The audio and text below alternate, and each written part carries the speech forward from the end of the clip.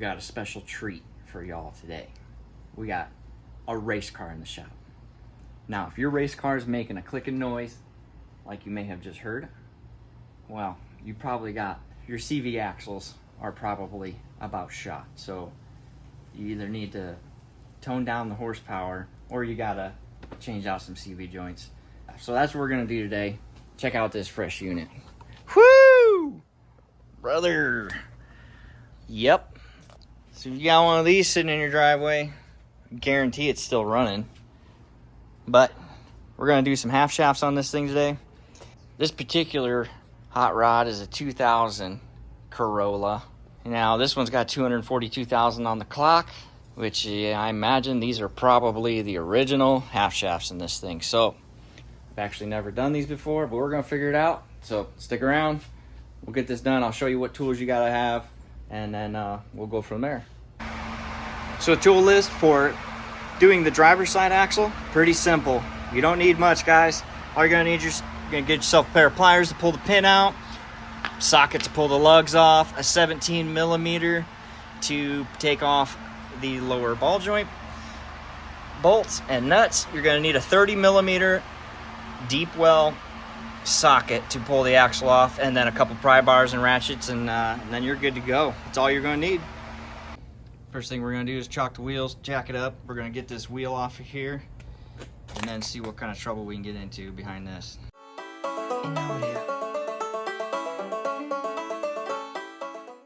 All right, wheels off.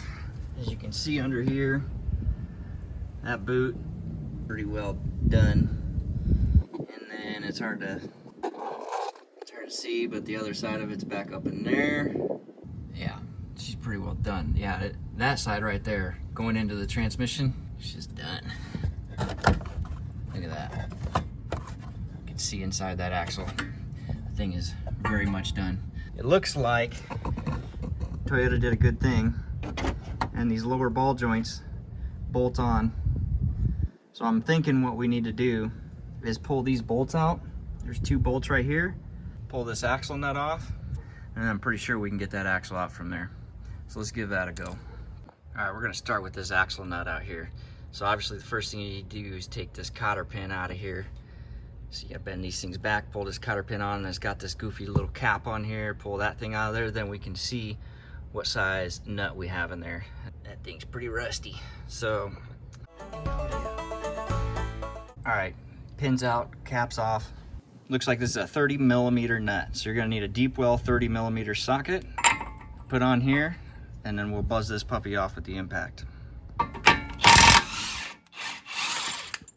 Okay, now we'll get those bottom bolts off of that bottom ball joint. These 2 bolts right here. We're gonna take this off. Hopefully that will allow us to just kind of lay this unit to the side so we can push this axle. What we need to do is push this axle out of this hub here, and then we can pull it out of the transmission from there. Okay, got those 2 lower ball joint bolts out. Those are 17 millimeter bolts, or nuts. They're 17 millimeter nuts. Those puppies are out. They're out there, so I'm gonna try to pry this thing up and get these bolts out of this lower control arm. I think if I put my pry bar in here and push these things up, that'll pop this thing loose. So let's see what happens. Okay, so after trying to get this thing off, I realized there is a 3rd bolt here, or 3rd nut. Actually, this one might be a bolt. You have another 3rd 17 millimeter bolt that you have to take off back here. So let's get that off out of the way, then it should come off a little easier. All right, so this is what we got. 1 bolt, 2 nuts, all 17 millimeter, all for that lower ball joint. So now you can see it's already separated right there. So now we just need to get that puppy loose from that lower control arm. So what I'm gonna do is I'm gonna apply a little pressure to this outer brake rotor. Now, I might just try to pry it loose without doing that. Let's see what happens here. Here we go. Boom. Like that, she's out. Okay, so I think I can definitely get this axle out like that. So that's all it's gonna be. So let's get this axle pulled out of here. Okay, with this thing loose, so now let's give a little smack on the end of that axle bolt, since it's just trash anyway, so we're gonna get rid of it. Pull that thing out of the way, guide that thing out.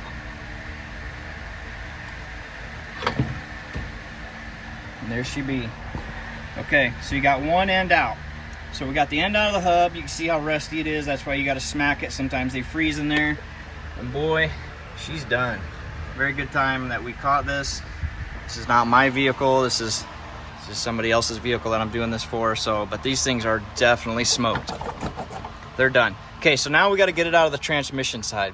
Usually to get these out, there's like a pop ring inside there you have a similar shaft that goes into the transmission side, and there's like a snap ring in there that when you slide this thing into the transmission, it snaps in place and it holds itself in there so it doesn't come out. So to get these out, if you yank on this, you're just gonna separate the axle and this whole thing's gonna come apart, which this thing is already apart. So what we gotta do is get a pry bar behind the similar end that's on the transmission, like behind this lip of this axle, and we got to pop it away from the transmission with a pry bar. So hopefully we can get in there with a pry bar. I'm going to climb under here in just a second and see what we can do. All right, well, it done made a big old mess. Okay, so getting behind these and popping these out, bit of a trick. This is what I pulled it apart because it was already ripped and falling apart anyway, so I just pulled the end off so I wasn't fighting with it. But you want to get yourself the pry bar, fish it up in there, and then if you can get on this lip, that's best. But I ended up just prying right here. You got to go up from behind the control arm. There's the gaping wound there where it was. So you got to fish your pry bar up from down here. You're gonna get in back here where she's leaking. You're gonna put your pry bar right up in here, right next to that transmission. You can see the hole from here. So you've got control arm, frame, and then fish a pry bar up in there and pry that thing out of the transmission. Like I said, they got these snap rings on them. I'll show you right here. They got these snap rings on them right here. So they'll pop in place and they will stay in there until you pry them out. You gotta pry them out. You ain't gonna pull it out. So now we're gonna reverse the process, put a new one in. All right, so we got a new axle here. I'm gonna size it up with the old one, make sure we're looking pretty good as far as size, length, and everything. Make sure we got the right parts. So let's unbox this thing, see what we got. All right, guys, so this is it. We got the new one next to the old one. Now, the new one looks like it's got the ABS on it. So this is for your wheel speed sensors. It measures and for your ABS system there. So hopefully that ain't gonna give us a problem. I think it'll work. That might be the only thing that might give us a little bit of a problem, but everything else looks exactly right. They gave us a new nut, new little cover deal, and a new pin, which is great. So let's throw this puppy in, see if we can make her work. So again, we're gonna start with transmission side. We're gonna slide this side in, and then we'll put in that side with the ball joint, put our ball joint back on, and then that'll be it for driver's side. And this is passenger side here. So the passenger side we're also gonna do, it's a little different. It's a bit longer. We'll get there when we get there. I have made an absolute mess. I didn't realize this thing was gonna leak that much. I mean, I know on manual transmissions they do, but I haven't done one of these in a minute. So man, we got fluid everywhere in my driveway. Not cool. Ugh. That looks bad. Oh, that looks really bad. I may have stuck my hand somewhere I shouldn't have.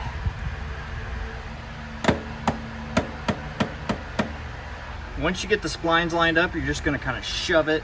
You're gonna like do one of these numbers on it. Kind of tap her in there. Make sure she's all the way in and set that ring in there. Okay, so now we're gonna guide this side into the hub. Hopefully this ABS thing doesn't give us an issue.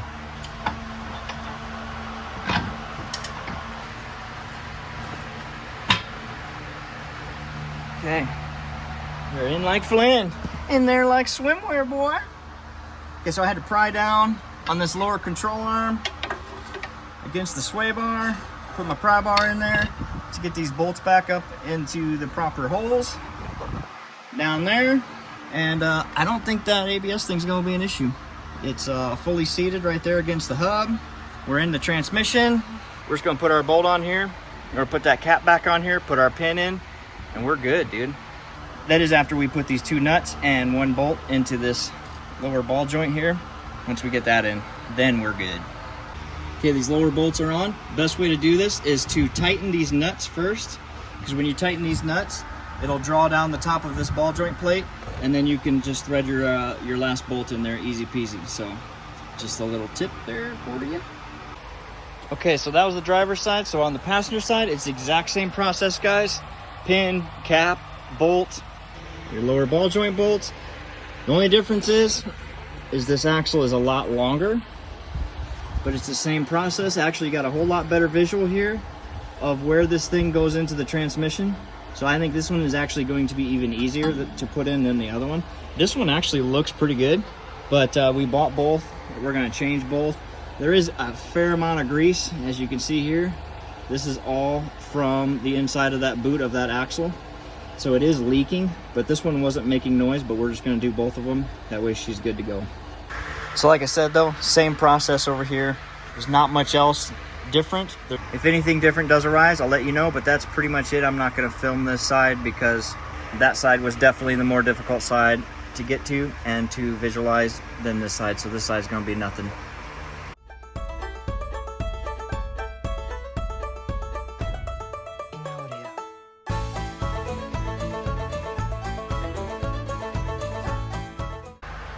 All right, there's the passenger side is out. This one is a little harder to get that snap ring to let loose. I actually had to take a chisel or a real long punch and come in from the front with a hammer and actually beat this thing out to get the snap ring to let loose. Other than that, same process, guys. It's just a little longer, a little bigger. I'm gonna shove that new one in there and get this puppy done. Okay, you know, this is nothing that will probably pertain to you and your swap, but I had to share this because, you know, these old Corollas, I can't judge the person who has this because they don't have a lot of money. They're great people, and that's why I'm doing it for them. I'm not charging them anything. So this car, you know, probably could use some other routine maintenance, but as I went to pull the lower bowl joint apart from the lower control arm, the whole strut fell down, and that's because the whole top of this strut, the whole top plate of this strut is gone. Matter of fact, there's part of it that flew out at me right here. I'm gonna see if I can get her a strut for this side. We can't change out this strut for her too, because this thing is smoked. All right, so what we're gonna do is I got a strut on order. So if you wanna see how to put struts in these cars, stick around, we're gonna do that as well. But the strut doesn't come in until tomorrow. So what I'm gonna do is I'm gonna get this axle in here. I'm gonna get this axle pretty much all buttoned up, and then I'll wait until we get this strut in here, and then I'll button it all up tomorrow. This is gonna be like a snap, guys, and you guys are gonna see tomorrow when I finish this up. And boom, we got ourselves a brand new strut in here. We are done, guys. That is gonna wrap it up for this axle install on the 2000 Toyota Corolla.